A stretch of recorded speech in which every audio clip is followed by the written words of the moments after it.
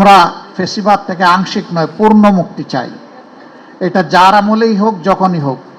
ফেসিবাদ কখনো জাতিকে ভালো কিছু দিতে পারে নাই, পারবে না।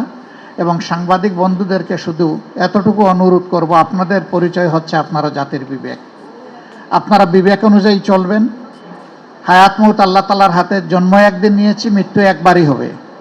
লড়তে হবে বীরের মতো, মাঝখানে আর কোনো আপোষ নাই। আমরা বিরোধী দল থেকে, বর্তমানে বিরোধী দলে আছি, আপনাদের এই কণ্ঠের পাহারাদারি আমরা করার নিশ্চয়তা দিচ্ছি। কিন্তু এই কাজটা দিতে হবে সরকারি দলকে। আমরা চোখ খোলা রাখবো, আপনারাও চোখ জাগ্রত রাখবেন। আমরা একসাথে এটার জন্য লড়াই করে যাব।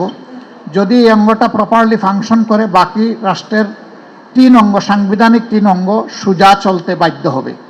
আর এই অংশ যদি ভঙ্গুর হয়ে যায়, ব্যর্থ হয়ে যায়, বাকি 3 অংশ অটোমেটিক্যালি 3 অঙ্গ ব্যর্থ হয়ে যাবে। আমরা সেই ব্যর্থতা আর দেখতে চাই না।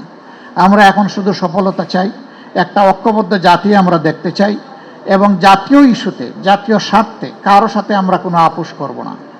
সরকারি দল যদি সেই ক্ষেত্রে অনড় থাকে, আমরা তাদেরকে পাশে থেকে শক্তি যোগাবো, একসাথে লড়াই করব। কিন্তু সরকারি দল যদি দেখি এইখান থেকে তারা বিচ্যুত হয়ে যাচ্ছেন, তাদেরকে সোজা করে রাস্তায় আনার চেষ্টা করব, না হলে প্রতিরোধ গড়ে তুলব।